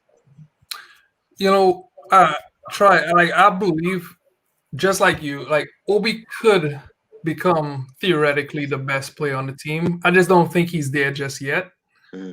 I do feel like Randle is the best player on the team, but I would rather Randle off the team. Like Randle is the only person. Like in normal situations, I would say, yeah, Randle, I would like for you to just do what you got to do and get off the team. But because Obi is there, like I feel like Obi could make a meteoric rise and consistently grow, especially with Tom Thibodeau, because the kid could move. Like it's like the kid just he's like he screens well, so that frees other people up, and then he could. Oh my god! All right. B-ball breakdown does on the Spanish pick and roll, right? I would dare anybody to watch that and then think of the Knicks with RJ, not even RJ. Pick your point guard. It don't even freaking matter. Obi Toppin screening The back screen is by Mitchell Robinson. And then either one of them picking and popping. Now, you can do the same thing with Randall and Obi if you really want to get like real meta and experimentational. But sorry, say that one more time. Just explain that scenario. Okay. So, and I'm going to try to draw it up, but Obi topping it is the first screener, okay? Second screener is going to be Mitch. Pick your point guard who runs this has the ball, is the ball handler. But now with the Spanish pick and roll, if you know what the Spanish pick and roll is, you could either the first person screens, this is Obi Toppin. The ball handler is dribbling this way. Obi Toppin screens the man. Now that we've helped people customize. And then the back screen, then you have a back screener, which will be Mitchell Robinson right here, screening the guy that is trying to get around Obi Toppin. And then the second screen comes. So then when that second screen comes, Obi Toppin has the option. Either I pop and come to the 3-point line, or I dive to the basket. And then whichever one Obi Toppin does, dive or pops, Mitchell Robinson then pops or dives subsequently. So it divides the defense. All right, hold on. Guys, if Mitch could shoot, I'm just saying, that will be so damn dynamic. And then the best part about it is, if Mitch pops and comes to the top of the 3-point line and catches that ball, and he makes he's tall enough to make passes over the defense to a very athletic Obi Toppin, they could destroy people with just the Spanish pick and roll. And I'm telling you, the funny part is, in this situation, RJ and also Dennis Smith Jr. would be the best players to run it. Hold on, let me show it right now. I just saw it. The second play was sexy as hell. Hold on. Yeah. Let me do this right now. All right. This is beautiful. Hold on. Thank you for pointing this out, Nick. Spanish pick and roll, man. Well, I think it showed an example of the Warriors running it. I'm gonna go to that one after this. So the Rockets also run this too. All right, but go ahead. 1, 2. All right, watch it again. And the initial guy who set the pick could pop out. He dives. Yep. So in that last one, the guy Watch this one. I like this one. This is one where Mitch could. Ball-headed black dude. Yep. Bang. That's Mitchell Robinson. That's Mitch right there, man. That is Mitch right there, man. All right. So imagine the top ball screener is Obi Toppin. The bottom is Mitch. Oh my gosh, this is beautiful, man. All right. 1. Oh, I thought he was gonna. Oh, okay, I think he was gonna. See how creative it could be. I thought the initial guy. So hold up. I thought that. All right, you see this big dude, the screen and rescreen. Mm-hmm. I thought he was gonna cut because I thought. Well, the little guy didn't. I thought the little guy was gonna try to set a pick or just be in the way. The big guy rolls to the basket. And then as everybody, but yeah, either way, I mean, look, it worked. But let me see this. I'm gonna run one in the NBA too. I think I was going to say the Warriors. You might be right with the Rockets. Maybe the Rockets. That's so. Let's see. Oh my gosh! Oh Jesus! And I'm gonna give you a.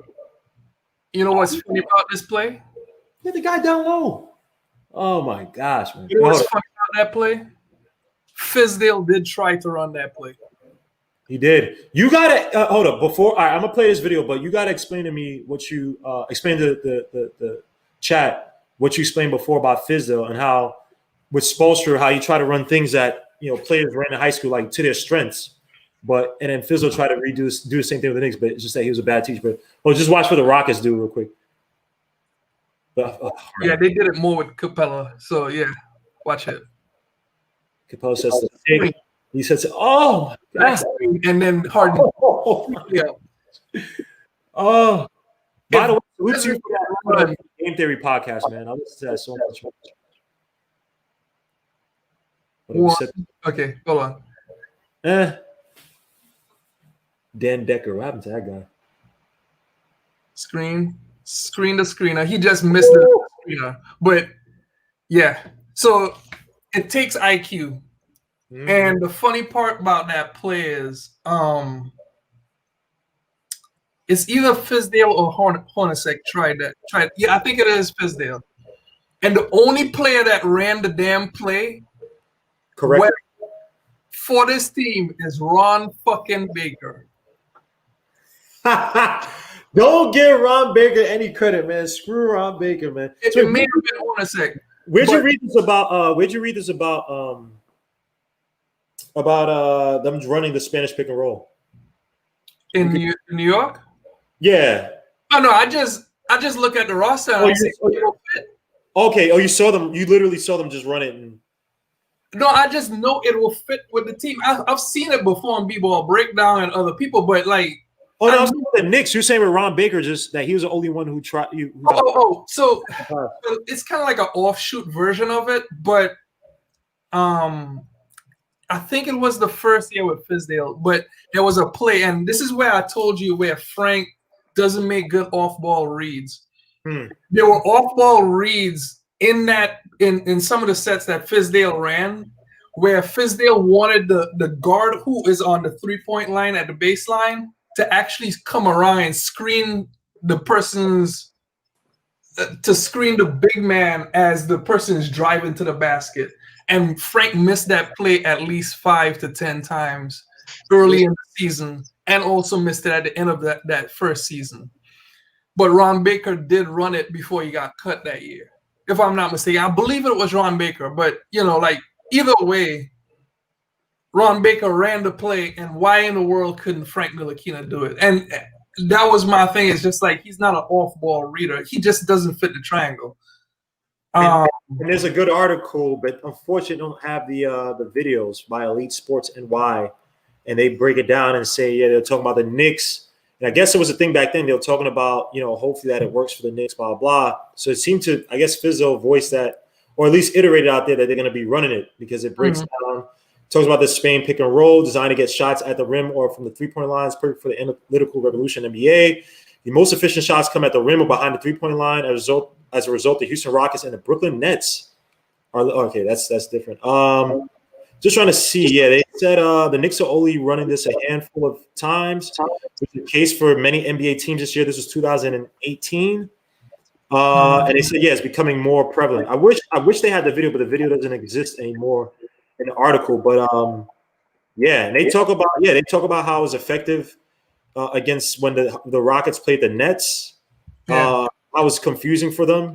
They talk about the options that come from. So it's definitely very interesting concept.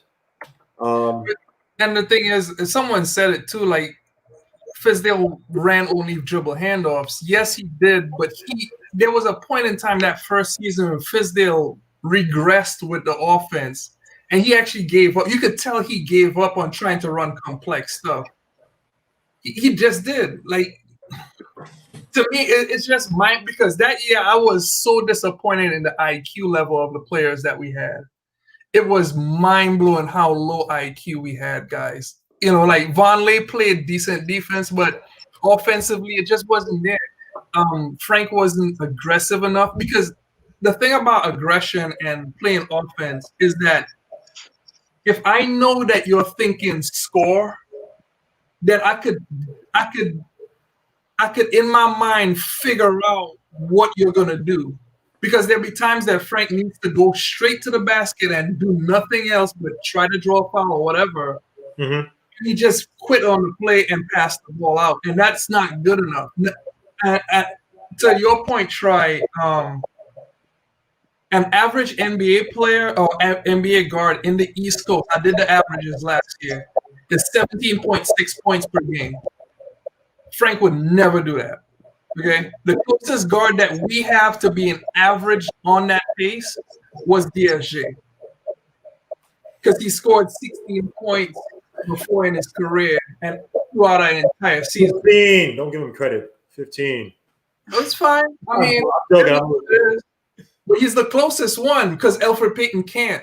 Then you have 7 assists per game. That's average. Every guard in our Eastern Conference, if you do the math, add them up, divide, they give you 7 assists. So now, if you talk about average point guard, the most average point guard that we have is freaking DSJ. Then we got to start DSJ. Because are the fans happy? Are they gonna be happy with 12-6 from Frank? Also, that's what I'm saying. DSJ averaged those 15 points his rookie year off of a 28.9% usage rate, and his efficiency is still on good. You're not putting the ball in DSJ's hands until he proves two things: that one, he can shoot decently from the perimeter, because you see how he Tibbs likes to use guards, right? I think that's why you got guys like Alec Burks. You got guys like Kirk Heinrich, who weren't the most athletic, but obviously in the triangle, getting behind the pinch post, able to shoot that three. After Noah sets a pick, a lot of opportunities. DSJ has to give me some semblance that he can hit the outside shot. So you're content. So you're content with Frank scoring 12-6, and he's not really a starter for this team. I didn't say I was content. I said if Frank is coming off the bench doing that. I don't think Frank is a natural one. I think Frank needs to redefine himself as an off-ball two. Him and DSJ, I'm not comparing them whatsoever. DSJ to me. Who are you picking to start though as point guard for this team? Who would you start? It's probably gonna. To me, I'm starting Rivers. I know that sounds crazy, and he came off the bench. I'm not against starting. I'm not against Rivers either. I would start Rivers or give the Quigley kid a shot. To me, I think they have the best chance. Quigley's gonna be more like a two guard. I mean, he's 6'3", but he has a 6'8" wingspan, right? Yeah. He's more like a gunner, right? You don't not say he can't handle the ball, but I think his best assets would be coming off the ball versus playing. But again, I mean, Thibodeau's run sets where he didn't have a quote-unquote prototypical point guard, right? He's had times where he's run sets with Aaron Brooks. That's it. Is it Aaron Brooks? Am I getting that wrong? The freaking the quarterback from the Saints? He played, it's Aaron Brooks. Aaron Brooks, all right. Because there's also Aaron Brooks from the Saints. I'm like, oh, crap, I got the wrong name. He's a combo guard. He can play combo. Right. And he's a combo guard, right? But you had him at many times where you play with big lineups, right? With Boozer. I had him with Boozer, Dang, right. And then you maybe have like a Butler or Keith Bogans, right? So it wasn't, and again, because the triangle takes away an importance from the point guard. But I definitely want to read more about this Spanish pick and roll, man, because this is what I don't get about these guys, man. Triangle, fine, tough enough, but something like the Spanish pick and roll, that's not the hardest thing to freaking understand, man. A lot of these guys just have poor fundamental, literally setting picks for this team. We only have one guy now that we just drafted, right? Let me say last season's roster. Guys couldn't set picks on this team. We couldn't do the bare minimum regards to fundamentals, right? So how can you teach anybody who can't even do the bare minimum fundamentals? So something like the Spanish pick and roll, now you do need a shooter for that. You do. And that's where DSJ falls apart for the Spanish pick and roll. But at the same time, when you talk about just beat one person that is a little bit off because they got screened properly by Obi Toppin and DSJ bursts into the hole, that is good. I'm not saying it's because you know what, and I'll put this out there too. DSJ is still the best guard on our team, maybe Elfrid Payton, but he has been the best guard at finding the corner three so far that I've seen on the team. To me, I'm not opposed to Austin Rivers. I think Austin Rivers is a nice balanced player because to me, just to let you know, Triborough and everyone else in the chat, I've been saying this for years on Sim Show. I rather guys or draft guys that play both offense and defense that I could depend on, because it does not make sense getting a defensive specialist unless you have a championship level team.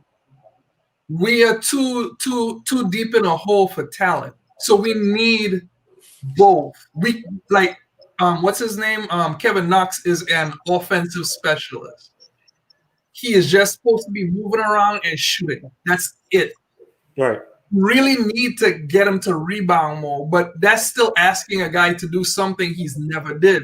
So for me, like, I want two-way guys. I've always had that theory ever since Michael Jordan played in the league. Give me two-way guys and nothing else. And like, I believe in Tibbs' system and Tibbs' ability to get the best out of guys. So for me, looking at Randall, looking at what we have, there is a world where we could run Randall and Obi, and I know we're going to get killed on defense. but Obi and Randall at least gives us an opportunity to have a high-low game, and we could be more like the Rockets versus the Rockets of last year, which we have no 7-footers on the court starting, and it gives us a chance. Like it's not perfect, but we don't have a perfect team. Right. Like you got to do something this year just to get through this year, because I still believe, and I told this to Gamble, we are the worst team in the league. Yeah, I agree with you. So, like, for me, there was a stat, just real quick. Sorry to cut you off. There was a stat. You said DSJ being the best point guard. There was a stat, February 2018. I don't know how it went for the rest of the season. I think Rivers was still with the Clippers. It said that he shot 41.8% from threes off the dribble that season. So he would be excellent for – I think he might actually be the starting point guard. He might be. Just because of how Tibbs likes guards who – and that's why he still got Alec Burke, right? I mean, Alec Burke is actually more playing the two guard. But the guy can hit the corner three. I believe he ranked 69th percentile for post-ups last season between the Warriors and the 76ers. He's an aggressive guard. His isolation game isn't the great ranking-wise. It's not like poor. It's not poor. It's just like I think it's like right at average. But again, this is a guy who I think that's refined himself as a three-point player because if you look at his three-point proficiency and attempts, like the last year was the highest. Like I think he had the average highest of like 4.3. So again, it's going to be – again, I agree with you. We are the worst team, but this is a team where I love the veteran makeup because it's like you got to beat out these guys. Like if you beat out – if DSJ beats out Austin Rivers for that position, that means that he's shooting well. He's making good decisions all around. And it's like, all right, now you're kind of getting some value for the pick, I guess the Mavericks made, right? Same thing with Frank, same thing with everybody. So honestly, guys, it really depends, man. But I want to get out of it because I know that Blarn's chair is going to be going on at 11:45, 11:30.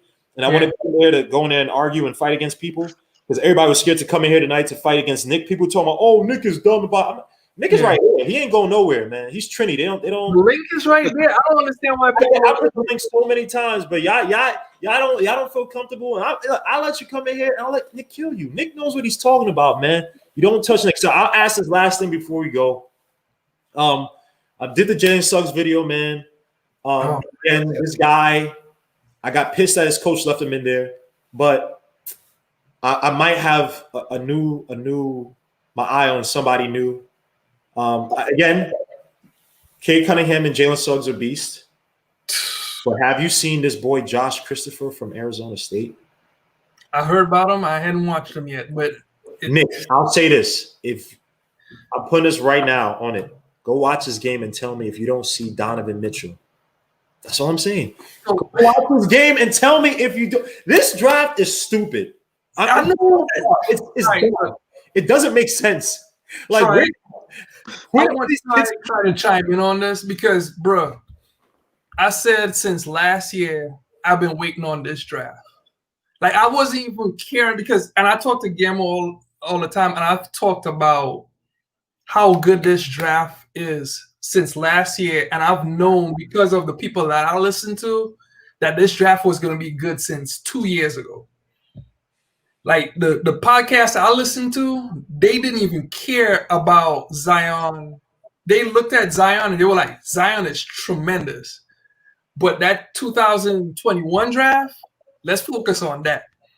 Like that's how deep this draft is. I like Josh Christopher, CK2K.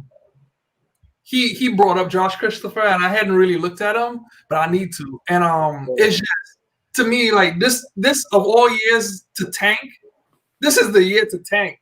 Like, I'm sorry, guys. I'm not gonna go that far. I would say it's about Christopher. He got mid-range 3-point, could dribble drive. He got He might. This is why you don't tank for the Knicks. The Knicks don't get top 5, right? So Evan Mobley could go anywhere. Cade Cunningham, Jalen Suggs, Jalen Green. Might go. And I think Jalen Green might be slightly overrated. We haven't seen it. Josh Christopher might be your answer at 2 for the next 10 to 15 years. But at the same time, I said this before, look at how much attention the guys in this in college right now is getting. Jalen Green is not being talked about at all. And I said this last time when I was on. Like, Jalen Green may fall to 10. Oh my gosh! Why? Preseason #1 overall pick drops to freaking 10. I am scared of though. I watched his highlights and I said this boy is nasty. But IQ is high school. The one thing is he's gonna be with NBA trainers for 6. That doesn't. Okay, put it like this, Nick. If RJ Hampton did not go to the NBL, do you think he would have been drafted higher? Yes. Exactly. He got exposed, right? And he treated. I mean, he had the hip injury. Fair enough. But the NBL is like, eesh. And he obviously playing with LaMelo. But this is the thing about some of these high school phenoms. Some of these guys do get. I think Cole Anthony got exposed. Cole Anthony coming from high school. Now I know you listen to because Nick put me onto the Game Theory podcast, which is great. Sam Vecini. Great podcast. I also listen to the Low podcast. Not Rob Lowe. What is this guy's name? Lowe. I think he used to work at ESPN. Or whatever. Yeah. And Cole Anthony, right? To me, I was watching his high school highlights, and he was getting tired. Oh, yo, this is the next fit. And then I saw him at UNC. I said, nah, this ain't it. That's what I fear about with Jalen Green. I know. But he scares me. He scares me that Bro, I will reach out and hold your hand, and we're going to jump off the freaking cliff together because Jalen Green might be a freaking Nick. He's already with CAA. And if y'all, let me give you a conspiracy theory. There's a reason why the last person on Leon Rose's staff was William West. And I believe that William West was working behind the scenes to secure the draft pick for the New York Knicks. I'm just putting it out there. William West was talking that talk because so far I know there's going to be a bunch of CAA guys in Kentucky and also outside of that G League team that's going to end up on the Knicks. And there's going to be a bunch of guys that's going to drop. And we got 2 picks. That's all I'm going to say. That's all we guys say, man. But yo, guys, thanks for coming on. I'm gonna have a lot more of these. Hopefully, Nick, you can catch me because I cover some of the college games, man. But especially on Cade, in a few games, he's gonna play some ranked teams. He has like a stretch of like 3 or 4 ranked teams he's gonna be playing, like Texas Tech. I think he's playing Texas too as well. So definitely, if you come on, man, that'd be greatly appreciated. Because we were here the other time, so I know you are definitely on the college. The college bandwagon, the college, whatever you call it, whatever you want to call it. I'll watch these games. I know it'll be fun to have you on to talk about these guys. You too as well, Triborough, even though, I mean, your luck is terrible because we're here with the Giants are in first place. Thank you very much. Yeah, I'm not going to say anything about Giants. Giants defense. Let's go, Big Blue. Giants defense is.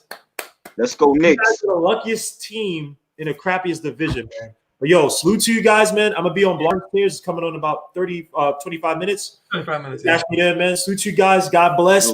Be out, man. Shout out, man. Peace.